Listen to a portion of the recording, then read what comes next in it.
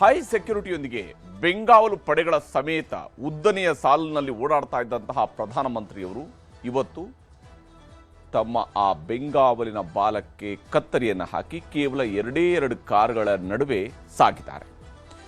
ಪ್ರಧಾನಮಂತ್ರಿಯವರೇ ಬೆಂಗಾವಲು ಪಡೆಗಳಿಗೆ good bye ಹೇಳಿರುವುದರಿಂದಾಗಿ ಕೇಂದ್ರದ ಮಂತ್ರಿಗಳ ಬೆಂಗಾವಲು ಪಡೆಗಳು ಕಳಚಿಕೊಂಡಿವೆ.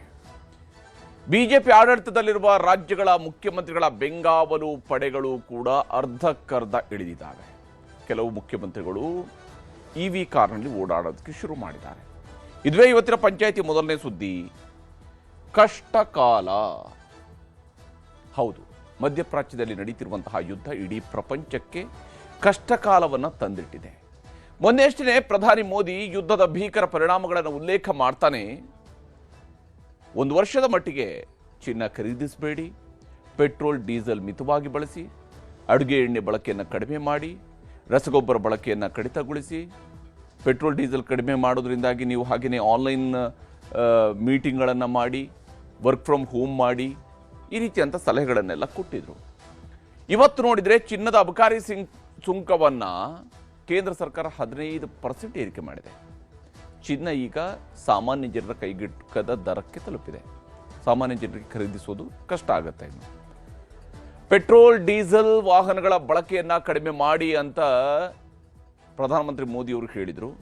ಇವತ್ತು ನೋಡಿದರೆ ಬೆಂಗಾವಲು ಪಡೆಗಳನ್ನು ಬಿಟ್ಟು ಕೇವಲ 2 ಕಾರುಗಳ ಜೊತೆಗೆ ಪ್ರಯಾಣಿಸಿದ್ದಾರೆ. ಕೇಂದ್ರದ ಮಂತ್ರಿಗಳು, ಬಿಜೆಪಿ ಆಡಳಿತದಲ್ಲಿರುವ ರಾಜ್ಯಗಳ ಮುಖ್ಯಮಂತ್ರಿಗಳು ಕೂಡ ಬೆಂಗಾವಲು ಪಡೆಗಳನ್ನು ಕತ್ತರಿ ಹಾಕಿ ಕಡಿತ ಮಾಡಿದ್ದಾರೆ. ಅಲ್ಲಿಗೆ ಚಿನ್ನದ ನಂತರದ ಸರದಿ ಪೆಟ್ರೋಲ್ ಡೀಸೆಲ್ನದ್ದ ಅನ್ನುವ ಪ್ರಶ್ನೆ ಇದ್ದೇ ಇದೆ. ಯಾವಾಗ ಇವೆಲ್ಲ ಪ್ರಕ್ರಿಯೆಗಳು ಶುರುವಾಗ್ತಾ ಇದೆಯೋ ಅದ್ರ ಜೊತೆಗೇ ರಾಜಕೀಯದ ಜಟಾಪಟಿ ಕೂಡ ಬಹಳ ಜೋರಾಗಿಯೇ ಸಾಗ್ತಾ ಇದೆ. ಅದರ ಬಗ್ಗೆ ಒಂದು ವಿವರವಾದಂತಹ ವರದಿಯನ್ನು ನಿಮಗೆ ತೋರಿಸ್ತೀನಿ ಇವತ್ತಿನ ಪಂಚಾಯಿತಿಯ ಮೊದಲನೇ ಸುದ್ದಿಯಲ್ಲಿ. ಇನ್ನು ಇವತ್ತಿನ ಪಂಚಾಯಿತಿ 2ನೇ ಸುದ್ದಿ, ಹಿಜಾಬ್ ಜನಿವಾರ. ಬಹುಶಃ ಈ ದೃಶ್ಯಗಳನ್ನು ನೀವು ಮರೆತಿರೋದಕ್ಕೆ ಸಾಧ್ಯ ಇಲ್ಲ. ಇದೆಲ್ಲ ಆಗಿದ್ದು ನಮ್ಮ ರಾಜ್ಯದಲ್ಲಿ 2022ರಲ್ಲಿ. ಶಾಲಾ ಕಾಲೇಜುಗಳೇ ರಾಜಕೀಯದ ಸಮರ ಭೂಮಿಯಾಗಿ ಅವತ್ತು ಮಾರ್ಪಟ್ಟಿದ್ವು. 2022ರ ಜನವರಿ 1ರಿಂದ ಶುರುವಾಗುತ್ತೆ ಅದು. ಆದರೆ ಫೆಬ್ರವರಿ ತಿಂಗಳಿನಲ್ಲಿ, ಫೆಬ್ರವರಿ 1ರಿಂದ ಇದು ತೀವ್ರ ಸ್ವರೂಪವನ್ನು ಪಡ್ಕೊಳ್ಳುತ್ತೆ. ಹಿಜಾಬ್ಗೆ ಅವಕಾಶ ಇಲ್ಲ ಅಂತ ಹೇಳಿ ಹಿಂದೂ ಪರ ಸಂಘಟನೆಗಳು ಹೋರಾಟವನ್ನು ನಡೆಸ್ತವೆ. ಅಂದು ರಾಜ್ಯದ ಹೈಕೋರ್ಟ್, ಯಾಕಂದರೆ ಹೈಕೋರ್ಟ್ ಮೆಟ್ಟಿಲೇರಿರುವಂಥದ್ದು ಹಿಜಾಬ್ಗೆ ಅವಕಾಶ ಕೊಡಬೇಕು ಅಂತ ಕೇಳಿದಂತಹ ಮುಸ್ಲಿಂ ಹುಡುಗಿಯರು. ಆದರೆ ರಾಜ್ಯದ ಹೈಕೋರ್ಟ್ ಹಿಜಾಬ್ ಕಡ್ಡಾಯ ಧಾರ್ಮಿಕ ಸಂಕೇತ ಅಲ್ಲ ಅನ್ನುವಂಥದ್ದನ್ನು ಹೇಳ್ತಾನೆ ರಾಜ್ಯ ಸರ್ಕಾರದ ವಸ್ತ್ರ ಸಂಹಿತೆಯನ್ನು ಎತ್ತಿ ಹಿಡಿದಿತ್ತು. ಆ ವಸ್ತ್ರ ಸಂಹಿತೆಯಲ್ಲಿ ಸಮವಸ್ತ್ರದ ಹೊರತಾಗಿ ಇನ್ಯಾವುದೇ ಧಾರ್ಮಿಕ ಸಂಕೇತಗಳನ್ನು ಧರಿಸುವಂತಿಲ್ಲ ಅನ್ನೋದನ್ನು ಹೇಳಿತ್ತು. ಅದರೊಂದಿಗೆ ರಾಜ್ಯದಲ್ಲಿ ಶಾಲಾ ಕಾಲೇಜುಗಳ ಆವರಣದ ಒಳಗೆ ಹಿಜಾಬ್ ಧರಿಸುವುದಕ್ಕೆ, ಶಾಲಾ ಕಾಲೇಜುಗಳ ಆವರಣದ ಒಳಗೆ ಮಾತ್ರ ಹಿಜಾಬ್ ಧರಿಸುವುದಕ್ಕೆ ನಿರ್ಬಂಧ ಹೇರಲಾಗಿತ್ತು. ಇದರ ನಡುವೆ ಮೊನ್ನೆ ಸಿಇಟಿಯ ವೇಳೆ ಜನಿವಾರ ಧರಿಸಿ ಬಂದಿದ್ದ ವಿದ್ಯಾರ್ಥಿಗಳ ಜನಿವಾರವನ್ನು ಕೆಲವು ಕಾಲೇಜುಗಳಲ್ಲಿ ಕಟ್ ಮಾಡಿ ವಿದ್ಯಾರ್ಥಿಗಳು ಮತ್ತು ಪೋಷಕರ ಜೊತೆಗೆ ಬ್ರಾಹ್ಮಣ ಸಮುದಾಯದ ಆಕ್ರೋಶಕ್ಕೆ ಸರ್ಕಾರ ಗುರಿಯಾಗಿತ್ತು. ಆದರೆ ಇವತ್ತು ಜನಿವಾರದ ಜೊತೆಗೆ ಹಿಜಾಬ್ ಸೇರಿದಂತೆ ಧಾರ್ಮಿಕ ಸಂಕೇತದ ವಸ್ತ್ರಗಳನ್ನು ಧರಿಸಲು ಅನುಮತಿ ಕೊಡಲು ಸರ್ಕಾರ ತೀರ್ಮಾನಿಸಿದೆ. ನಿಮ್ಗೆ ಗೊತ್ತಿರಬಹುದು, ಕಳೆದ ಬಾರಿ ಚಿಕ್ಕಮಗಳೂರಿನ ಒಂದು ಕಾಲೇಜಿನಲ್ಲಿ ವಿದ್ಯಾರ್ಥಿಯೊಬ್ಬ ಶಬರಿಮಲೆಗೆ ಹೋಗೋದಕ್ಕೆ ಅಯ್ಯಪ್ಪ ಸ್ವಾಮಿ ಮಾಲೆ ಧರಿಸಿ ಬಂದಿದ್ದಂತಹ ಸಂದರ್ಭದಲ್ಲೂ ಕೂಡ ಆತ ಧರಿಸಿದ್ದಂತಹ ವಸ್ತ್ರವನ್ನು ತೆಗೆಸಲಾಗಿತ್ತು. ಅದು ಹಿಂದೂ ಸಂಘಟನೆಗಳ ಆಕ್ರೋಶಕ್ಕೆ ಗುರಿಯಾಗಿತ್ತು. ಈಗ ಸರ್ಕಾರದ ಈ ತೀರ್ಮಾನ ಇವೆಲ್ಲವೂ ಕೂಡ ಅವಕಾಶವನ್ನು ಮಾಡಿಕೊಡುತ್ತೆ. ಆದರೆ ಸರ್ಕಾರ ಅಂದುಕೊಂಡಷ್ಟು ಸುಲಭವಾಗಿ ಇದೆಲ್ಲ ನಡೆಯುತ್ತಾ ಅನ್ನುವ ಪ್ರಶ್ನೆ ಇದೆ. ಅದರ ಬಗ್ಗೆ ನಾವು ವಿವರವನ್ನು ಕೂಡ ನೋಡ್ತೀನಿ ನಿಮಗೆ ಇವತ್ತಿನ ಪಂಚಾಯಿತಿ 2ನೇ ಸುದ್ದಿಯಲ್ಲಿ. ಈಗ ಮೊದಲ ಸುದ್ದಿ ಕಡೆಗೆ ಹೋಗೋಣ. ಬಹಳ ಮುಖ್ಯವಾಗಿ ಕಷ್ಟಕಾಲ.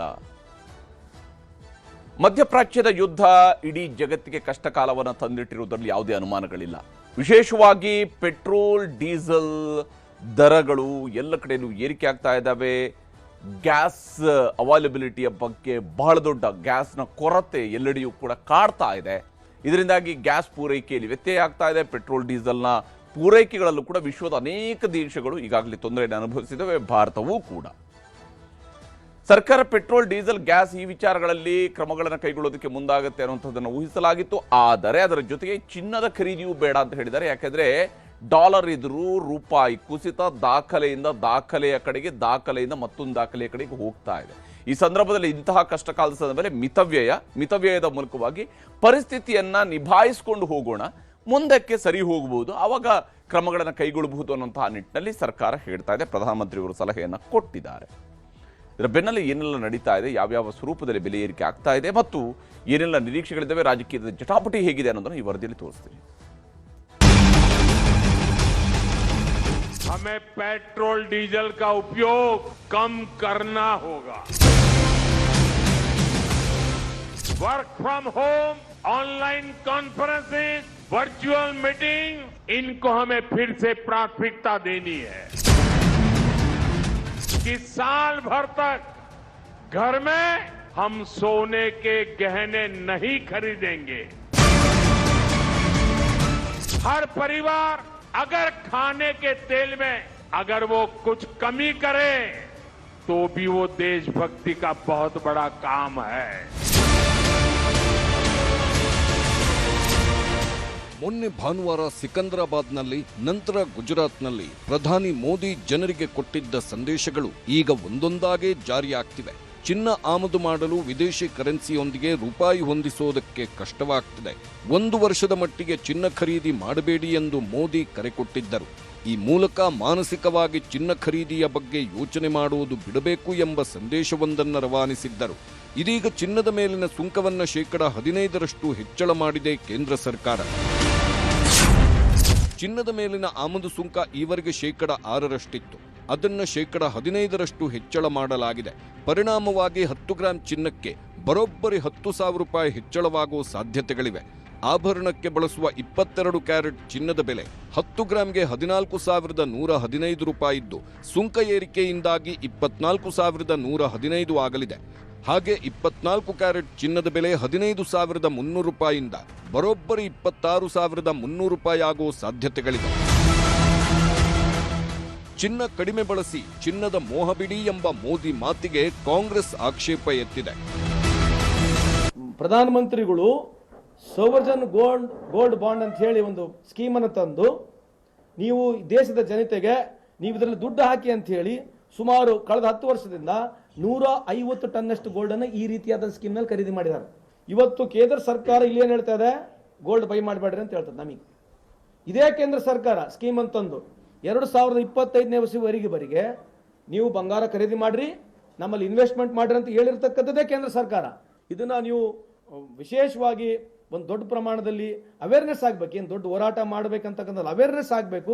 ಯಾವ ಸರ್ಕಾರಗಳಲ್ಲಿ ಏನೇನು ಹಗರಣ ಆಗಿದೆ, ಯುವಕರ ಪರವಾಗಿ ಏನು ಹಗರಣ ಆಗಿದೆ, ಇದು ಸಾರ್ವಜನಿಕರ ವಲಯದಲ್ಲಿ ಬಹಳ ಚರ್ಚೆ ಆಗಬೇಕು. ಯಾಕಂದ್ರೆ ನೆಕ್ಸ್ಟ್ ಜನರೇಷನ್ ಇರತಕ್ಕಂಥ ಯುವಕರು come across the political party, ಬಿಜೆಪಿನಲ್ಲಿರ್ತಕ್ಕಂಥ ಯುವಕರಿಗೆ ಮನಿ ಮಾಡಿರ್ತಕ್ಕಂಥ ನೀವು ನಿಮ್ಮ ಪಾರ್ಟಿಯಲ್ಲಿ ಚರ್ಚೆ ಮಾಡ್ರಿ. ಚಿನ್ನದ ಮೇಲೆ ಬರೆ ಎಳೆದ ಕೂಡಲೇ ಇಲ್ಲಿಗೆ ನಿಂತಿಲ್ಲ. ಪ್ರಧಾನಿ ಮೋದಿ ಕೊಟ್ಟಿರುವ ಇತರೆ ಸಂದೇಶಗಳು ಕೂಡ ಗೋಚರಿಸುತ್ತಿವೆ. ವಿದೇಶಿ ವಿನಿಮಯದಲ್ಲಿ ಅತಿ ಹೆಚ್ಚು ಖರ್ಚು ಬೀಳುತ್ತಿರುವುದು ಕಚ್ಚಾ ತೈಲ ಖರೀದಿಗೆ. ಅದರಲ್ಲೂ ಯುದ್ಧದ ಸಂಕಷ್ಟದಲ್ಲಿ ಬೆಲೆ ಎಷ್ಟೇ ಹೆಚ್ಚಾದರೂ ಖರೀದಿಸ್ತೀವಿ ಎಂದು ಭಾವಿಸುವವರಿಗೆ ಅಷ್ಟನ್ನು ಪೂರೈಸುವುದಕ್ಕೆ ಆಗುತ್ತೋ ಇಲ್ಲವೋ ಎಂಬ ಡೌಟ್ ಇದೆ. ಇದೇ ಕಾರಣಕ್ಕೆ ಮಿತವಾಗಿ ಪೆಟ್ರೋಲ್ ಡೀಸೆಲ್ ಬಳಸಿ ಅಂತ ಹೇಳುತ್ತಲೇ ಅವುಗಳ ದರ ಏರಿಕೆ ಮಾಡುವ ಸಾಧ್ಯತೆ ಗೋಚರಿಸುತ್ತಿದೆ. ಪೆಟ್ರೋಲ್ ಡೀಸೆಲ್ ಬೆಲೆ ಏರಿಕೆ ಆದರೆ ಎಲ್ಲವೂ ದುಬಾರಿಯಾಗಿ ಬೆಲೆ ಏರಿಕೆಯ ಸುನಾಮಿ ಅಪ್ಪಳಿಸುವ ಸಾಧ್ಯತೆ ಇದೆ. ಹಣ್ಣು, ತರಕಾರಿ, ಹಾಲು ಸೇರಿ ಅಗತ್ಯ ವಸ್ತುಗಳ ಸಾಗಾಟ ವೆಚ್ಚವೂ ಏರಿಕೆಯಾಗೋದ್ರಿಂದ ಅವುಗಳ ದರದಲ್ಲಿ ಏರಿಕೆಯಾಗುವ ಸಾಧ್ಯತೆಗಳಿವೆ. ಇದರ ಮುಂದುವರಿದ ಭಾಗವಾಗಿ ಸಾರಿಗೆ ಸಂಸ್ಥೆಗಳ ಪ್ರಯಾಣ ದರವೂ ಹೆಚ್ಚಳವಾಗುವುದು ಖಚಿತ. ಖುದ್ದು ಸಾರಿಗೆ ಸಚಿವರೇ ಅದರ ಸುಳಿವು ಕೊಟ್ಟಿದ್ದಾರೆ. ಪೆಟ್ರೋಲು ನಮಗೇನು ಅಂಥ ಸಮಸ್ಯೆ ಏನಿಲ್ಲ. ಯಾಕೆಂದ್ರೆ ನಾವೇನು ಪೆಟ್ರೋಲ್ ಯಾರೋ ಕಾರ್ಗಳು ಒಂದಷ್ಟು ಉಪಯೋಗಿಸ್ತಾರೆ ಅಷ್ಟೇ. ಆದರೆ ನಮ್ಮಲ್ಲಿ ಇರ್ತಕ್ಕಂಥ 26,000 ಬಸ್ಸಸ್ಗೆ ಡೀಸೆಲ್ಲೇ, ಎಲೆಕ್ಟ್ರಿಕ್ ಬಸ್ಸಸ್ಸು 1,700 ಇದೆ ಅಷ್ಟೇ. ನಮಗೆ ಡೀಸೆಲ್ ಬೆಲೆ ಜಾಸ್ತಿ ಆದರೆ ಸಹಜವಾಗಿ ನಮಗೆ ಹೊರೆ ಆಗುತ್ತೆ. ಇನ್ನೂ ಮಾಡಿಲ್ಲ, ಮಾಡದೇ ಇದ್ದರೆ ಭಾಳ ಸಂತೋಷ. ಚಿನ್ನ ಸೇರಿದಂತೆ ಕೆಲ ಅಗತ್ಯತೆ ಮಾತ್ರ ಮಿತವಾಗಿ ಬಳಸಿ ಅಂತ ಪ್ರಧಾನಿ ಕರೆ ಕೊಟ್ಟಿದ್ದಾರೆ. ನಾವೇನು ಚಿನ್ನಾಗಿನ್ನ ಹಾಕಲ್ಲಪ್ಪ, ನಮಗೂ ಚಿನ್ನಕ್ಕೆ ಅಲರ್ಜಿ. ಬೆಂಗಾವಲು ಪಡೆಗಳ ಸಂಖ್ಯೆ ಇಳಿಸಿದ ಪ್ರಧಾನಮಂತ್ರಿ. ಬಿಜೆಪಿ ಆಡಳಿತವಿರುವ ರಾಜ್ಯಗಳ ಸಿಎಂಗಳಿಂದಲೂ ಮೋದಿ ಅನುಸರಣೆ. ಪೆಟ್ರೋಲ್ ಡೀಸೆಲ್ ಮಿತಬಳಕೆ ಮಾಡಿ ಅಂತ ಮೋದಿ ಕರೆ ಕೊಡುತ್ತಲೇ ರಾಜಕಾರಣಿಗಳ ಬೆಂಗಾವಲು ವಾಹನಗಳಿಗೆ ಬ್ರೇಕ್ ಹಾಕಿ ಅಂತ ಸೋಷಿಯಲ್ ಮೀಡಿಯಾದಲ್ಲಿ ಆಗ್ರಹ ಕೇಳಿಬಂದಿತ್ತು. ಇದೀಗ ಖುದ್ದು ಪ್ರಧಾನಮಂತ್ರಿಗಳೇ ಬೆಂಗಾವಲು ವಾಹನಗಳಿಗೆ ಬ್ರೇಕ್ ಹಾಕಿದ್ದಾರೆ. ಕೇವಲ 2 ವಾಹನಗಳಲ್ಲಿ ಪ್ರಧಾನಿ ಮೋದಿ ಓಡಾಡುತ್ತಿದ್ದ ದೃಶ್ಯ ದೆಹಲಿಯಲ್ಲಿ ಕಂಡುಬಂತು.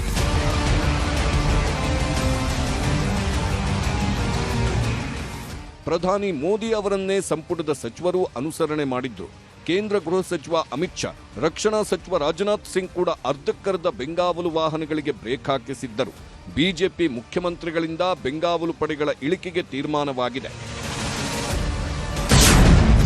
ಗುಜರಾತ್ ಮುಖ್ಯಮಂತ್ರಿ ಭೂಪೇಂದ್ರ ಪಟೇಲ್, ಉತ್ತರ ಪ್ರದೇಶ ಮುಖ್ಯಮಂತ್ರಿ ಯೋಗಿ ಆದಿತ್ಯನಾಥ್, ಮಧ್ಯಪ್ರದೇಶ ಮುಖ್ಯಮಂತ್ರಿ ಮೋಹನ್ ಯಾದವ್, ದೆಹಲಿ ಮುಖ್ಯಮಂತ್ರಿ ರೇಖಾ ಗುಪ್ತಾ, ಛತ್ತೀಸ್ಗಢ ಮುಖ್ಯಮಂತ್ರಿ ವಿಷ್ಣು ದಿಯೋ ಸಾಯಿ, ರಾಜಸ್ಥಾನ ಮುಖ್ಯಮಂತ್ರಿ ಭಜನ್ಲಾಲ್ ಶರ್ಮಾ ಹಾಗೂ ಪಶ್ಚಿಮ ಬಂಗಾಳ ಮುಖ್ಯಮಂತ್ರಿ ಸುವೇಂದು ಅಧಿಕಾರಿ ಕೂಡ ತಮ್ಮ ತಮ್ಮ ಬೆಂಗಾವಲು ವಾಹನಗಳಿಗೆ ಬ್ರೇಕ್ ಹಾಕಿದ್ದಾರೆ. बहुत वेलकम, बढ़िया डिसीजन है. प्रधानमंत्री उन्होंने भारत में संस्कार करने का, उन्होंने एक बड़ा नेता है जिन्होंने स्वच्छ भारत से लेकर सबका साथ सबका प्रयास, विश्वास से लेकर सबका विकास से लेकर उन्होंने जो कदम उठाई वो देश हित में, जनता के हित में.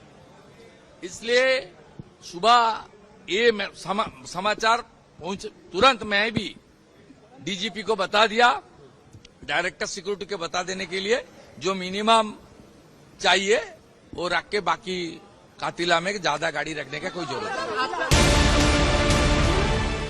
ಪ್ರಧಾನಿ ಮೋದಿ ಮಾತನ್ನು ಚಾಚೂ ತಪ್ಪದೆ ಪಾಲಿಸುತ್ತೇವೆ ಅಂತಿದ್ದಾರೆ ರಾಜ್ಯ ಬಿಜೆಪಿ ನಾಯಕರು. ದಿನ ಬಿಟ್ಟು ದಿನ ಬೆಂಗಾವಲು ವಾಹನ ಬಳಕೆ ಮಾಡಲು ಅಶೋಕ್ ತೀರ್ಮಾನಿಸಿದ್ದಾರೆ. ಹಾಗೆ ಮನೆಯಲ್ಲಿ ಅಡುಗೆ ಎಣ್ಣೆ ಬಳಕೆ ಕಡಿಮೆ ಮಾಡಲು ಹೇಳಿದ್ದೇನೆ ಎಂದರು. ಇಲ್ಲಿ ದಿನ ಬಿಟ್ಟು ದಿನ ಬೆಂಗಾವಲು ಪಡೆಯನ್ನ ಬಳಸುವ ಅಶೋಕ್ ಅವರ ಆಲೋಚನೆ ಸೋಜಿಗವಾಗಿದೆ. ಒಂದು ದಿನ ಹೆಚ್ಚಿನ ಭದ್ರತೆ, ಮತ್ತೊಂದು ದಿನ ಕಡಿಮೆ ಭದ್ರತೆ ಸಾಕು ಅನ್ನೋದೇನಾದರೂ ಇದೆಯೇ? ಅಥವಾ ಬೆಂಗಾವಲು ಪಡೆಯನ್ನ ಇಟ್ಟುಕೊಳ್ಳದಿದ್ರೆ ಪ್ರತಿಷ್ಠೆ ಕಡಿಮೆಯಾಗುತ್ತೆ ಎಂಬ ಭೀತಿ ಇನ್ನೂ ಅಶೋಕ್ ಅವರನ್ನ ಕಾಡುತ್ತಿದೆಯೇ ಎಂಬ ಪ್ರಶ್ನೆಯೂ ಮೂಡುತ್ತದೆ. ಇದರ ನಡುವೆ ಮಿತ ಬಳಕೆ ವಿಚಾರವಾಗಿ ಕಾಂಗ್ರೆಸ್ ಮತ್ತು ಬಿಜೆಪಿ ನಾಯಕರ ನಡುವೆ ಜೋರು ಗಲಾಟೆಯೇ ನಡೆದಿದೆ.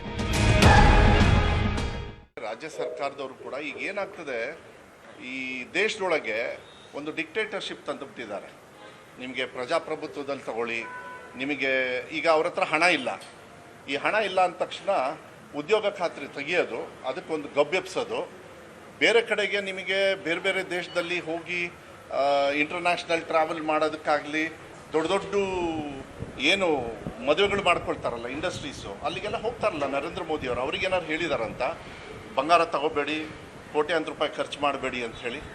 ಯಾರೋ ಒಬ್ಬ ಪ್ರಜಾಪ್ರಭುತ್ವದಲ್ಲಿ ದುಡಿದು ತಿನ್ನಬೇಕಾದ್ರೆ, ಅವನ ಸ್ವಂತ ಶಕ್ತಿ ಮೇಲೆ ತಿನ್ನಬೇಕಾದ್ರೆ ಅವನ ಜವಾಬ್ದಾರಿತ್ವವಾಗಿ, ಯಾಕೆಂದರೆ ಪ್ರಜಾಪ್ರಭುತ್ವದಲ್ಲಿದೆ, ನಿಮಗೆಲ್ಲ ಲಿಮಿಟೇಷನ್ಸ್ ಇದೆ. ಅದನ್ನು ಹೋಗಿ ಈ ಟೈಮಲ್ಲಿ ನಾನು ಈ ದೇಶಕ್ಕೆ ಹೇಳಿಬಿಟ್ರೆ ಎಲ್ಲರೂ ನಾ ಹೇಳ್ದಂಗೆ ಕೇಳ್ತಾರೆ ಅಂತೇಳಿ, ಈಗ ಹಂಗಾದ್ರೆ ಈಗ ಮಕ್ಕಳು ಈಗ ಕ್ಯಾಕರ್ಸ್ ಉಗಿತಾ ಇದ್ದಾರಲ್ಲ, ಇವರಿಗೆಲ್ಲರಿಗೂ ಯಾರು ಉತ್ತರ ಕೊಡ್ತಾರಂತೆ? ಅವತ್ತು ಯಾವ ವಾರನೂ ಕೂಡ ನಡೀತಿರ್ಲಿಲ್ಲ 2013ರಲ್ಲಿ. ಯಾಕೆ ಕರೆ ಕೊಟ್ಟರು? ವೀರಪ್ಪ ಮೊಯ್ಲಿ ಅವರು ನಾನು ವಾರಕ್ಕೊಂದು ದಿವಸ ಮೆಟ್ರೋದಲ್ಲಿ ಓಡಾಡ್ತೀನಿ ಅಂತ ಹೇಳಿದ್ರು. ಅವತ್ತು ಕೇವಲ ಅವ್ರ ಪೆಟ್ರೋಲಿಯಂ ಖಾತೆ ಸಚಿವರಿದ್ರು ವೀರಪ್ಪ ಮೊಯ್ಲಿ ಅವರು. ಅವತ್ತು ಡೆಲ್ಲಿನಲ್ಲಿ ಮೆಟ್ರೋ ಇದ್ದಿದ್ದು 250 ಕಿಲೋಮೀಟರ್. ಇವತ್ತು ಸಾವಿರಾರು ಕಿಲೋಮೀಟರ್ ಮೆಟ್ರೋ ಇದೆ. ಇವತ್ತು ಎಲ್ಲಿಂದ ಎಲ್ಲಿಗೆ ಬೇಕಾದರೂ ಡೆಲ್ಲಿನಲ್ಲಿ ಓಡಾಡಬಹುದು ಅಂತ ಪರಿಸ್ಥಿತಿ ಇವತ್ತು ಮೆಟ್ರೋ ಪರಿಸ್ಥಿತಿ ಇದೆ. ವೀರಪ್ಪ ಮೊಯ್ಲಿ ಅವರು ನಾನು ವಾರಕ್ಕೊಂದು ದಿವಸ ಮೆಟ್ರೋದಲ್ಲಿ ಓಡಾಡ್ತೀನಿ ಅಂತ ಅವತ್ತು ಯಾಕೆ ಹೇಳಿದ್ರು? ಅವತ್ತೇನು ವಾರ ನಡೀತಾ ಇತ್ತು? ಇವತ್ತು ವಾರ ನಡೀತಾ ಇದೆ. ಆನ್ಲೈನ್ ಕ್ಲಾಸ್ ಮತ್ತೆ ಶುರುವಾಗುತ್ತಾ? ಕೋವಿಡ್ ದಿನಗಳಂತೆ ಮನೆಯಿಂದಲೇ class. Online class, work from home, video ಕಾನ್ಫರೆನ್ಸ್ಗೆ ಆದ್ಯತೆ ಕೊಡಿ ಅಂತ ಪ್ರಧಾನಿ ಕರೆ ಕೊಟ್ಟಿರುವ ಕಾರಣಕ್ಕೆ ರಾಜ್ಯದಲ್ಲಿ ಆನ್ಲೈನ್ ಕ್ಲಾಸ್ ಆರಂಭವಾಗುತ್ತಾ ಎಂಬ ಪ್ರಶ್ನೆ ಎದ್ದಿದೆ. ಕೆಲ ದಿನಗಳಲ್ಲೇ ಬೇಸಿಗೆ ರಜೆ ಮುಗಿದು ಶಾಲೆ ಆರಂಭವಾಗಲಿದ್ದು, ಶೈಕ್ಷಣಿಕ ವರ್ಷದ ಆರಂಭದಲ್ಲಿ ಆನ್ಲೈನ್ ಕ್ಲಾಸ್ ಆರಂಭವಾಗುವ ಸಾಧ್ಯತೆಗಳಿವೆ. ಇದರಿಂದ ಮಕ್ಕಳ ಕಲಿಕೆಯ ಮೇಲೆ ಕೆಟ್ಟ ಪರಿಣಾಮ ಬೀಳಲಿದೆ ಎಂದು ಶಿಕ್ಷಣ ತಜ್ಞರು ಎಚ್ಚರಿಸುತ್ತಿದ್ದಾರೆ. ಹೆಚ್ಚುವರಿ ಶಿಕ್ಷಣಗಳಲ್ಲಿ ಅಥವಾ ಉನ್ನತ ಶಿಕ್ಷಣಗಳಲ್ಲಿ ಒಂದಷ್ಟು ಅನುಕೂಲ ಆಗಬಹುದು, ಆದರೆ ಶಾಲಾ ಶಿಕ್ಷಣದಲ್ಲಿ ಯಾವುದೇ ಕಾರಣಕ್ಕೂ ಕೂಡ ಫಿಸಿಕಲ್ ಕ್ಲಾಸ್ ಅನ್ನ ಹೊರತುಪಡಿಸಿ ನಾವು ಮಕ್ಕಳಿಗೆ ನಿರಂತರ ಶಿಕ್ಷಣವನ್ನ ಕೊಡ್ತೀವಿ ಅಂದ್ರೆ ಅದು ಸಾಧ್ಯ ಆಗಲ್ಲ. ಯಾಕೆಂದ್ರೆ ಇದೊಂದು ಅವೈಜ್ಞಾನಿಕ ಕ್ರಮ ಆಗತ್ತೆ. ಮಿತ ಬಳಕೆ, ಕಡಿವಾಣ, ಮೊಟಕು ಸಂಪ್ರದಾಯ ಇದೇನೂ ಹೊಸದಲ್ಲ. ಈ ಹಿಂದೆಯೂ ಕೂಡ ಯುದ್ಧಗಳ ಸಂದರ್ಭದಲ್ಲಿ ಇಂತಹ ಮಾರ್ಗಗಳನ್ನು ಅನುಸರಿಸಲಾಗಿತ್ತು. ಆದರೆ ಈಗ ತೆಗೆದುಕೊಳ್ಳುತ್ತಿರುವ ಮಿತವ್ಯಯದ ಕ್ರಮಗಳು ಮುಂದೆ ಯಾವ ಸ್ವರೂಪಗಳಲ್ಲಿ ನೆರವಾಗುತ್ತದೆ ಹಾಗೂ ಪರಿಸ್ಥಿತಿ ಸುಧಾರಿಸಲು ಸರ್ಕಾರ ಏನೆಲ್ಲ ಕ್ರಮ ಕೈಗೊಳ್ಳುತ್ತದೆ ಎಂದು ನೋಡಬೇಕಿದೆ. Bureau report, news 18. ಹೀಗೆ ಈಗಾಗಲೇ ಕೇಂದ್ರ ಸರ್ಕಾರ ಚಿನ್ನದ ಅಬಕಾರಿ ಸುಂಕ ಏರಿಕೆ ಮಾಡೋದ್ರಿಂದಾಗಿ ದೊಡ್ಡ ಪ್ರಮಾಣದಲ್ಲಿ ಚಿನ್ನದ ಬೆಲೆ ಏರಿಕೆ ಆಗುತ್ತೆ. ಪೆಟ್ರೋಲ್ ಡೀಸೆಲ್ಗೂ ಕೂಡ ಆ ದಿನಗಳ ಹತ್ತಿರ ಬರುತ್ತಾ ಅನ್ನುವಂತಹ ಆತಂಕ ಇದ್ದೇ ಇದೆ ಜನಸಾಮಾನ್ಯರಲ್ಲಿ. ಯಾಕಂದರೆ ಕಳೆದ ಬಾರಿ ಕೇಂದ್ರ ಸರ್ಕಾರ ಪೆಟ್ರೋಲ್ ಮತ್ತು ಡೀಸೆಲ್ ಮೇಲಿನ ಅಬಕಾರಿ ಸುಂಕವನ್ನು ಕಡಿತಗೊಳಿಸಿತ್ತು. ಡೀಸೆಲ್ದು ಸಂಪೂರ್ಣವಾಗಿ ಕಡಿತಗೊಳಿಸಿತ್ತು ಮತ್ತು ಪೆಟ್ರೋಲ್ದು ಕೂಡ ಕಡಿತ ಮಾಡಲಾಗಿತ್ತು. ಈಗ ಮತ್ತೆ ಅಬಕಾರಿ ಸುಂಕದ ರೀತಿಯಲ್ಲಿ ಅದು ಏರಿಕೆ ಆಗುತ್ತಾ ಅಥವಾ ಬೇರೆ ಸ್ವರೂಪದಲ್ಲಿ ಏರಿಕೆ ಆಗುತ್ತಾ ಅನ್ನುವಂತಹ ಕುತೂಹಲ ಇದ್ದೇ ಇದೆ. ಆದರೆ ಕಷ್ಟಕಾಲ ಅಂತೂ ಬಂದೋದಾಗಿದೆ. ಅದರಲ್ಲಿ ಯಾವುದೇ ರೀತಿಯಾದಂತಹ ಅನುಮಾನಗಳು ಈಗ ಉಳಿತಾ ಇಲ್ಲ. ಈಗ ಎರಡನೇ ಸುದ್ದಿ ಕಡೆಗೆ ಹೋಗೋಣ. ಹಿಜಾಬ್ ಮತ್ತು ಜನಿವಾರ ಈ ಎರಡು ವಿಚಾರಗಳನ್ನು ಮುನ್ನೆಲೆಗೆ ತಂದುಕೊಂಡು ಧಾರ್ಮಿಕ ಸಂಕೇತಗಳನ್ನು ಅಥವಾ ಧಾರ್ಮಿಕ ವಸ್ತ್ರಗಳನ್ನು ಧರಿಸೋದಕ್ಕೆ ಅವಕಾಶವನ್ನು ಕೊಡ್ತೀವಿ ಅಂತೇಳಿ ರಾಜ್ಯ ಸರ್ಕಾರ ಹೇಳಿದೆ. ರಾಜ್ಯ ಸರ್ಕಾರ ಕಾಂಗ್ರೆಸ್ನವರು ಕಳೆದ ಬಾರಿ ವಿಧಾನಸಭೆ ಚುನಾವಣೆಗೆ ಹೋಗುವುದಕ್ಕಿಂತ ಮುಂಚಿತವಾಗಿಯೂ ಕೂಡ ಹಿಜಾಬ್ಗೆ ಅವಕಾಶ ಕೊಡ್ತೀವಿ ಅಂತ ಹೇಳಿದರು. ಆದರೆ 3 ವರ್ಷಗಳಿಂದ ಹಿಜಾಬನ್ನು ಧರಿಸೋದಕ್ಕೆ ಅವಕಾಶವನ್ನು ಕಾಂಗ್ರೆಸ್ನವರು ಕೊಟ್ಟಿರಲಿಲ್ಲ. ಈಗ ಜನಿವಾರದ ವಿಚಾರವನ್ನು ಇಟ್ಕೊಂಡು ಹಿಜಾಬ್ ಅವಕಾಶ ಕೊಡ್ತೀವಿ ಅನ್ನುವಂಥದ್ದನ್ನು ಹೇಳ್ತಾ ಇದ್ದಾರೆ. ಸರ್ಕಾರ ಏನು ಯೋಚನೆ ಮಾಡೋದಕ್ಕೆ ಹೊರಟಿದೆ ಅನ್ನುವಂಥದ್ದು ಇಲ್ಲಿ ಗಮನಿಸಬೇಕು. ಶಾಲೆ ಕಾಲೇಜುಗಳಲ್ಲಿ ಹಿಜಾಬ್ಗೆ ಗ್ರೀನ್ ಸಿಗ್ನಲ್ನೆಲ್ಲ ಕೊಡೋದಕ್ಕೆ ಈಗ ರಾಜ್ಯ ಸರ್ಕಾರ ಮುಂದಾಗಿದೆ. ವಿಶೇಷವಾಗಿ ರಾಜ್ಯ ಸರ್ಕಾರದಿಂದ ಮಹತ್ವದ ಆದೇಶವನ್ನು ಈ ಸಂಬಂಧವಾಗಿ ಹೊರಡಿಸಲಾಗ್ತಾ ಇದೆ. ಸಮವಸ್ತ್ರದ ಜೊತೆಗೆ ಮಕ್ಕಳ ಸಾಂಪ್ರದಾಯಿಕ ಉಡುಗೆಗೆ ಅವಕಾಶಗಳು ಇರ್ತವೆ. ಅಂದರೆ ಸಮವಸ್ತ್ರದ ಮೇಲೆ ಬುರ್ಕಾ ಧರಿಸೋದಕ್ಕೆಲ್ಲ ಹಿಜಾಬ್ ಧರಿಸೋದಕ್ಕೆ ಅವಕಾಶ ಸಿಗುತ್ತೆ ಅಂತೇಳಿ 1ನೇ ತರಗತಿಯಿಂದ 12ನೇ ತರಗತಿವರೆಗೆ ಅನುಮತಿಯನ್ನು ಕೊಡಲಾಗುತ್ತೆ. ಯಾಕಂದರೆ ಈ ಅವಧಿ ಒಳಗಡೆ ವಸ್ತ್ರ ಸಂಹಿತೆಯನ್ನು ಸರ್ಕಾರ ನಿಗದಿ ಮಾಡಿದ್ದಂಥದ್ದು. ಪ್ರಸಕ್ತ ಶೈಕ್ಷಣಿಕ ವರ್ಷದಿಂದಲೇ ವಸ್ತ್ರ ಸಂಹಿತೆಯ ಬದಲಾವಣೆಯನ್ನು ಜಾರಿಗೊಳಿಸೋದಕ್ಕೆ, ಅಂದರೆ ವಸ್ತ್ರ ಸಂಹಿತೆಯಲ್ಲಿ ಸಾಂಪ್ರದಾಯಿಕ ವಸ್ತ್ರಗಳ ಧರಿಸೋದಕ್ಕೂ ಕೂಡ ಅವಕಾಶಗಳು ಇರುತ್ತವೆ ಅನ್ನೋದನ್ನು ಬದಲಾಯಿಸಿಕೊಳ್ಳೋದಕ್ಕೆ ಹೊರಟಿದ್ದಾರೆ. SDMC, CDC ಸಿಬ್ಬಂದಿ ಮತ್ತು ಅಧಿಕಾರಿಗಳಿಂದ ಕಿರಿಕಿರಿ ಆಗಬಾರದು ಅನ್ನುವಂತಹ ಕಾರಣಕ್ಕಾಗಿ ಇದೆಲ್ಲವನ್ನ ಮಾಡ್ತಾ ಇದ್ದೀವಿ ಅನ್ನುವಂತಹ ಮಾತುಗಳನ್ನು ಹೇಳ್ತಾ ಇದ್ದಾರೆ ಮಧು ಬಂಗಾರಪ್ಪ ಅವರು. ಆದರೆ ಇಲ್ಲಿ ಅನೇಕ ಪ್ರಶ್ನೆಗಳು ಹುಟ್ಟುಕೊಳ್ತವೆ. ಅನುಮತಿಸಬಹುದಾದ, ಅಂದರೆ ಏನು ಹೇಳಿದ್ದಾರೆ ಅಂತ ಹೇಳಿದ್ರೆ, ಅನುಮತಿಸಬಹುದಾದ ಸಾಂಪ್ರದಾಯಿಕ ಹಾಗೂ ಪದ್ಧತಿ ಆಧಾರಿತ ಸಂಕೇತಗಳು ಅಂತ ಹೇಳಿದ್ದಾರೆ. ಸಾಂಪ್ರದಾಯಿಕ ಹಾಗೂ ಪದ್ಧತಿ ಆಧಾರಿತ ಸಂಕೇತಗಳು ಅನುಮತಿಸಬಹುದಾಗಿರುವಂಥದ್ದು ಅಂತ ಹೇಳಿದ್ದಾರೆ. ಅದರಲ್ಲಿ ಯಾವುದೆಲ್ಲ ಅಂತೇಳಿ ವಿವರಿಸಿದ್ದಾರೆ. ಪೇಟಾ ಟರ್ಬನ್, ಅಂದರೆ ಸಿಖ್ ಸಮುದಾಯದವರು ಧರಿಸುವಂತಹ ಟರ್ಬನ್ಗೆ ಮಾತ್ರ ಇದು ಅನ್ವಯ ಆಗತ್ತಾ, ಪೇಟಾ ಅನ್ನುವಂಥದ್ದು ಯಾವ ಸ್ವರೂಪದ್ದು ಅಂತ ಗೊತ್ತಾಗಬೇಕು. ಜನಿವಾರ ಅಥವಾ ಇತರೆ ಯಾವುದೇ ಪವಿತ್ರ ದಾರಗಳನ್ನು ಧರಿಸೋದಕ್ಕೆ ಅವಕಾಶಗಳು ಇರ್ತವೆ. ಅದರಲ್ಲಿ ಯಾವುದೇ ಕನ್ಫ್ಯೂಷನ್ಸ್ ಇಲ್ಲ. ಆದರೆ ಜನಿವಾರವನ್ನು ಯಾರು ಕೂಡ ಶರ್ಟ್ ಮೇಲೆ ಹಾಕೋದಿಲ್ಲ. ಶಿವದಾರವನ್ನು ಧರಿಸೋದಕ್ಕೆ ಅವಕಾಶವನ್ನು ಮಾಡಿಕೊಡಲಾಗುತ್ತೆ. ಇದು ಕೂಡ ಯಥಾ ಪ್ರಕಾರ ಅದೇ ವ್ಯಾಪ್ತಿಗೆ ಬರುತ್ತೆ. ರುದ್ರಾಕ್ಷಿಯನ್ನು ಧರಿಸೋದಕ್ಕೆ ಕೂಡ ಅವಕಾಶಗಳು ಇರ್ತವೆ, ಧಾರ್ಮಿಕ ಸಂಕೇತಗಳಾಗಿ ರುದ್ರಾಕ್ಷಿ ಧರಿಸೋದಕ್ಕೆ. ಇದರ ಜೊತೆಗೆ ತಲೆ ವಸ್ತ್ರ ಮತ್ತು ಹಿಜಾಬನ್ನು ಧರಿಸೋದಕ್ಕೂ ಕೂಡ ಅವಕಾಶ ಕೊಡ್ತೀವಿ ಅನ್ನೋಂತಾನೆ ಹೇಳಿದ್ದಾರೆ. ತಲೆ ವಸ್ತ್ರ ಅಥವಾ ಹಿಜಾಬ್ ಅನ್ನೋನ ಧರಿಸೋದಕ್ಕೆ ಅವಕಾಶವನ್ನು ಕೊಡ್ತೀವಿ ಅಂತ ಹೇಳಿ, ಬುರ್ಕಾಗೆ ಅಲ್ಲ. ಇಲ್ಲಿ ಈಗ ಬರುವಂಥದ್ದು ಧರಿಸುವ ವಸ್ತ್ರಗಳಿಂದ ತೊಂದರೆ ಆಗಬಾರದು ಅಂತೇಳಿ ಸರ್ಕಾರ ಹೇಳುತ್ತೆ. ಯಾರಿಗೆ ತೊಂದರೆ ಆಗಬಾರದು, ಯಾವ ಸ್ವರೂಪದಲ್ಲಿ ತೊಂದರೆ ಆಗಬಾರದು ಅನ್ನುವಂತಹ ಪ್ರಶ್ನೆ ಬರುತ್ತೆ. ಸರ್ಕಾರ ಹೇಳೋ ಪ್ರಕಾರ ಶಿಸ್ತು, ಸುರಕ್ಷತೆ, ವಿದ್ಯಾರ್ಥಿ ಗುರುತಿಸುವಿಕೆ ಇವುಗಳಿಗೆ ತೊಂದರೆ ಆಗಬಾರದು, ಇದಕ್ಕೆ ಅಡ್ಡಿ ಆಗಬಾರದು ಅನ್ನುವಂಥದ್ದನ್ನ ಹೇಳ್ತಾ ಇದ್ದಾರೆ. ಶಿಸ್ತು, ಸುರಕ್ಷತೆ, ವಿದ್ಯಾರ್ಥಿಯ ಗುರುತಿಸುವಿಕೆ ಅನ್ನೋದನ್ನ ಸರ್ಕಾರ ಹೇಳ್ತಾ ಇದೆ. ಮಕ್ಕಳನ್ನ ಶಾಲೆ ಕಾಲೇಜಿನಿಂದ ಹೊರ ಹಾಕಬಾರದು. ಅಂದರೆ ಸಾಂಪ್ರದಾಯಿಕ ವಸ್ತ್ರವನ್ನು ಧರಿಸ್ಕೊಂಡು ಬಂದಾಗ, ಧಾರ್ಮಿಕ ವಸ್ತ್ರಗಳನ್ನು ಧರಿಸ್ಕೊಂಡು ಬಂದಾಗ ಹೊರ ಹಾಕಬಾರದು, ಕಾಲೇಜಿನಿಂದ ಹೊರಗಡೆ ಹಾಕುವಂಗಿಲ್ಲ. ಹಿಂದೆ ಪ್ರಿನ್ಸಿಪಾಲ್ಗಳು ಕಾಲೇಜ್ ಗೇಟ್ನಲ್ಲಿ ನಿಂತಿದ್ದನ್ನು 2020ರಲ್ಲಿ ನಾವು ನೋಡಿದ್ದೀವಿ. ಈಗ ಧಾರ್ಮಿಕ ವಸ್ತ್ರಗಳನ್ನು ತೆಗೆಯುವಂತೆ ಬಲವಂತ ಮಾಡಬಾರದು ಅಂತ ಹೇಳ್ತಿದ್ದಾರೆ. ಧಾರ್ಮಿಕ ವಸ್ತ್ರಗಳನ್ನು ತೆಗೆಯುವಂತೆ ಬಲವಂತ ಮಾಡಬಾರದು. ಹಿಜಾಬ್ಗೆ ಕೌಂಟರ್ ಏನು ಮಾಡಿದ್ವು ಹಿಂದೂ ಸಂಘಟನೆಗಳು ಅನ್ನೋಂಥದ್ದು ಬಹುಶಃ ಮಧು ಬಂಗಾರಪ್ಪ ಅವರು ಮರೆತಿರಬಹುದು, ಆದರೆ ರಾಜ್ಯದ ಜನ ಮರೆತಿರಲಿಕ್ಕಿಲ್ಲ ಅಂತ ಅನಿಸುತ್ತೆ. ಯಾಕಂದರೆ ಅವತ್ತು ಕೇಸರಿ ಶಾಲ್ಗಳನ್ನು ಧರಿಸಿ ವಿದ್ಯಾರ್ಥಿಗಳು ಬಂದಿದ್ದರು. ಈಗ ಸರ್ಕಾರದ ಈ ಹೊಸ ಆದೇಶದ ಪ್ರಕಾರ ಕೇಸರಿ ಶಾಲುಗಳನ್ನು ಧರಿಸಿ ಬರೋದಕ್ಕೆ ಅವಕಾಶವನ್ನು ಕೊಡ್ತಾರಾ? ಈ ಪ್ರಶ್ನೆ ಬರುತ್ತೆ. ಧಾರ್ಮಿಕ ವಿಚಾರಗಳು ಬರ್ತವೆ ಇಲ್ಲಿ. ಯಾಕಂದರೆ ಇಲ್ಲಿ ಇರುವಂಥದ್ದು ಕೇಸರಿ ಶಾಲ್ ಧರಿಸಿಕೊಂಡು ಬಂದಿರುವಂಥದ್ದು ಯಾವ ಕಾರಣಕ್ಕೆ, ಏನು ಎತ್ತ ಅನ್ನೋಂಥದ್ದು ಸಬ್ಜೆಕ್ಟ್ ಟು ಡಿಬೇಟ್. ಅದರಲ್ಲೂ ಕೂಡ ಬಹಳಷ್ಟು ವಿಚಾರಗಳಿದ್ದಾವೆ, ರಾಜಕೀಯಗಳಿದ್ದಾವೆ. ಇಲ್ಲಿ ಪರೀಕ್ಷಾ ಸಂದರ್ಭಗಳಲ್ಲಿ ವಸ್ತ್ರ ಸಂಹಿತೆ ನಿಯಮ ಪಾಲನೆ ಕಡ್ಡಾಯ ಅಂತೇಳಿ ಸರ್ಕಾರ ಹೇಳ್ತಾ ಇದೆ. ವಸ್ತ್ರ ಸಂಹಿತೆಯ ಜೊತೆಗೆ ಆ ಸಂದರ್ಭದಲ್ಲೂ ಕೂಡ ಹಿಜಾಬ್ ಧರಿಸೋದಕ್ಕಾಗಲಿ ಅಥವಾ ಜನಿವಾರ, ಶಿವಧಾರ ಎಲ್ಲವನ್ನು ಧರಿಸ್ಕೊಂಡು ಹೋಗೋದಕ್ಕೆ ಅವಕಾಶಗಳಿರ್ತವೆ. ಅದರಲ್ಲಿ ಯಾವುದೇ ಕನ್ಫ್ಯೂಷನ್ಸ್ ಇರೋದಿಲ್ಲ. ಇನ್ನು ಯಾರಿಗೋ ಗೊತ್ತಿರಲಿಲ್ಲ ಹಾಗಾಗಿ ನಾನು ಕಟ್ ಮಾಡಿದೆ, ಜನಿವಾರವನ್ನು ಕಟ್ ಮಾಡಿದೆ ಅಂತ ಎಕ್ಸ್ಕ್ಯೂಸ್ ತಗೊಳ್ಳೋಂಗೆ ಇಲ್ಲ. ಭಾಳ ಕ್ಲಿಯರ್, ಕ್ರಿಸ್ಟಲ್ ಕ್ಲಿಯರ್ ಅವಕಾಶ ಇರುತ್ತೆ ಅಂತ ಹೇಳ್ತಿದ್ದಾರೆ. ಆದರೆ ಹಿಜಾಬ್ ವಿಚಾರವಾಗಿ ಕಾಂಗ್ರೆಸ್ ಮತ್ತು ಬಿಜೆಪಿ ನಡುವೆ ಜಟಾಪಟಿ ನಡೆಯುವಂಥದ್ದು ಸಹಜವಾಗಿಯೇ ಇರುವಂತಹ ನಿರೀಕ್ಷೆ. ಯಾವಾಗ ಸರ್ಕಾರ ಇಂಥದ್ದು ನಿರ್ಧಾರ ಕೈಗೊಂಡಿದೆ ತತ್ಕ್ಷಣಕ್ಕೆ ಶುರುವಾಗಬಹುದು. ನೋಡಿ, ಈ ರೀತಿಯಾಗಿ ವಿದ್ಯಾರ್ಥಿಗಳು ಅವತ್ತು ಕೇಸರಿ ಶಾಲ್ಗಳನ್ನು ಧರಿಸಿ ಕಾಲೇಜ್ಗಳಿಗೆ ಬಂದಿರುವುದನ್ನು ನಾವು ನೋಡಿದ್ವಿ ಕುಂದಾಪುರದಲ್ಲಿ. ಇದು ಬೇರೆ ಬೇರೆ ಕಡೆಗಳಲ್ಲಿ ಆನಂತರ ಶುರುವಾಯಿತು. ಶಿವಮೊಗ್ಗದಕ್ಕೆ ವಿಸ್ತರಣೆ ಆಯಿತು, ಬೇರೆ ಬೇರೆ ಕಡೆಗಳಿಗೆ ವಿಸ್ತರಣೆ ಆಗಿತ್ತು. ಈಗ ಈ ವಿಚಾರ ಮತ್ತೊಂದು ಸುತ್ತಿನ ಜಟಾಪಟಿಗೆ ಕಾರಣ ಆಗಬೇಕಾ ನಮ್ಮ ಶಾಲೆ ಕಾಲೇಜುಗಳು ಅನ್ನುವಂಥದ್ದು ಸರ್ಕಾರಕ್ಕಿರುವಂತಹ ಪ್ರಶ್ನೆ. ವಿಧಾನಸಭೆ ಚುನಾವಣೆ ವೇಳೆ ಹಿಜಾಬ್ ಭರವಸೆಯನ್ನು ಕಾಂಗ್ರೆಸ್ನವರು ಕೊಟ್ಟಿದ್ರು. ಅವರ ಪ್ರಕಾರ ನಾವು ನುಡಿದಂತೆ ನಡೆಯುವವರು, ಹಾಗಾಗಿ ನುಡಿದಂತೆ ನಡೆದಿದ್ದೇವೆ ಅಂತ ಹೇಳಿಕೊಂಡು ಓಡಾಡಬಹುದು. ಅದು ಕಾಂಗ್ರೆಸ್ಗಿರುವಂಥ ಅವಕಾಶ. ಇಲ್ಲಿ ಹಿಜಾಬ್ಗೆ ಅವಕಾಶ ಕೊಡ್ತಾ ಇದ್ದಂತೆ ಮತ್ತೆ ರಾಜ್ಯದಲ್ಲಿ ವಿವಾದ ಶುರುವಾಗುತ್ತಾ ಅನ್ನುವಂಥ ಅನುಮಾನ ಇದ್ದೇ ಇದೆ. ಯಾಕಂದರೆ ಈ ಹಿಂದೆ ನಾವು ನೋಡಿದ್ದೀವಿ, ಕಣ್ಣಾರೆ ಕಂಡಿದ್ದೀವಿ, ರಿಪೋರ್ಟ್ ಮಾಡಿದ್ದೀವಿ, ಏನೇನು ಆಗಿದೆ ಅನ್ನೋಂಥದ್ದನ್ನು ನೋಡಿದ್ದೀವಿ. ಶಾಲೆಯ ವಿದ್ಯಾರ್ಥಿಗಳನ್ನು ಕೂಡ ಧಾರ್ಮಿಕವಾಗಿ ವಿಭಜಿಸುವಂತಹ ಕೆಲಸ ಈ ವಿಚಾರದಲ್ಲಿ ಆಗೋಗಿದೆ.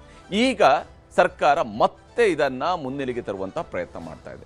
ಇದು ಬಿಜೆಪಿ ಆಡಳಿತದಲ್ಲಿದ್ದಾಗ ಒಂದು ರೀತಿಯ ವಸ್ತ್ರ ಸಂಹಿತೆ, ಕಾಂಗ್ರೆಸ್ ಆಡಳಿತದಲ್ಲಿದ್ದಾಗ ಒಂದು ರೀತಿಯಂಥ ವಸ್ತ್ರ ಸಂಹಿತೆ ಅನ್ನುವಂತಹ ಸ್ವರೂಪವನ್ನು ಪಡ್ಕೊಂಡ್ರೆ ಶಾಲೆ ಕಾಲೇಜುಗಳು ನೆಮ್ಮದಿಯನ್ನು ಕಳ್ಕೊಳ್ತವೆ ಅನ್ನುವಂಥದ್ದನ್ನು ಸರ್ಕಾರ ಅರ್ಥ ಮಾಡ್ಕೊಳ್ಬೇಕಾಗತ್ತೆ. ಇಲ್ಲಿ ಈಗ ಹಿಜಾಬ್ಗೆ ಅವಕಾಶ ಕೊಡ್ತಾ ಇದ್ದಂತೆಯೇ ಈ ಶೈಕ್ಷಣಿಕ ವರ್ಷದ ಆರಂಭದಲ್ಲಿ ಶಾಲಾ ಕಾಲೇಜುಗಳಲ್ಲಿ ರಾಜಕೀಯದ ಸಂಘರ್ಷ ಎದುರಾಗೋದಿಲ್ಲ ಅನ್ನುವಂಥದ್ದು ಏನು ಗ್ಯಾರಂಟಿ? ಸರ್ಕಾರ ಏನು ಮುನ್ನೆಚ್ಚರಿಕೆಯನ್ನು ತೆಗೆದುಕೊಳ್ಳುತ್ತೆ? ಈ ರೀತಿಯಂಥ ರಾಜಕೀಯ ಸಂಘರ್ಷಗಳಿಗೆ ಅವಕಾಶಗಳು ಕೊಡಬಾರ್ದು, ಅಥವಾ ಸರ್ಕಾರವು ಕೂಡ ರಾಜಕೀಯ ಸಂಘರ್ಷ ಆಗೋದಿದ್ರೆ ಆಗೋಗ್ಲಿ ಅಂತೇಳಿ ಬಯಸಿದ್ರೆ ಫೈನ್, ಅವರು ಅದನ್ನು ರಾಜಕೀಯವಾಗಿ ಎದುರಿಸಬಹುದು. ಆದರೆ ಅದರಿಂದ ಶೈಕ್ಷಣಿಕ ವಾತಾವರಣ ಹಾಳಾಗಬಾರ್ದು. ಶೈಕ್ಷಣಿಕ ವಾತಾವರಣ ಹಾಳಾಗದಂತೆ ನೋಡ್ಕೊಳ್ಳುವಂಥದ್ದು ಸರ್ಕಾರದ ಜವಾಬ್ದಾರಿ. ಇಲ್ಲಿ ಹಿಜಾಬ್ ಧರಿಸುವಂಥದ್ದನ್ನು ವಿರೋಧಿಸಿದಂಥ ಕಾರಣಗಳು ಕೂಡ ರಾಜಕೀಯದ ಉದ್ದೇಶಗಳೇ ಇದ್ವೇ ಹೊರತು ಬೇರೆನೇನು ಉದ್ದೇಶಗಳಿರಲಿಲ್ಲ. ಈಗ ಹಿಜಾಬ್ನ ಮರುಸ್ಥಾಪನೆಯ ಹೆಸರಿನಲ್ಲಿ ಈಗ ಹೊರಟಾಗ ಅನೇಕ ವಿದ್ಯಾರ್ಥಿಗಳು ಹಿಜಾಬ್ ಧರಿಸದೇ ಬಂದಂಥವರು ಕೂಡ ಇದ್ದರು. ಈಗ ಆ ಸಮುದಾಯದವರು ಇಲ್ಲ, ಕಡ್ಡಾಯವಾಗಿ ಈಗ ಹಾಕೊಂಡು ಹೋಗಲೇಬೇಕು ಅಂತೇಳಿ ಮಾಡಿದರೆ ಅಂತಹ ವಿದ್ಯಾರ್ಥಿಗಳ ಬಗ್ಗೆ ಏನು ಮಾಡುತ್ತೆ ಸರ್ಕಾರ? ಅಂಥವ್ರ ಹಿತವನ್ನು ಸರ್ಕಾರ ಹೇಗೆ ಕಾಪಾಡುತ್ತೆ? ಮತ್ತು ಸರ್ಕಾರ ಈ ರೀತಿಯಾದಂತಹ ನಿರ್ಧಾರಗಳು, ಆದೇಶಗಳು ಯಾವ ಆಧಾರದ ಮೇಲೆ ತೆಗೆದುಕೊಂಡಿದ್ದಾವೆ? ಇದು ರಾಜಕೀಯದ ಹೊರತಾಗಿ ಅನ್ನುವಂತಹ ಪ್ರಶ್ನೆಯೂ ಕೂಡ ಇಲ್ಲಿ ಉಳಿದಿರುವಂಥದ್ದು.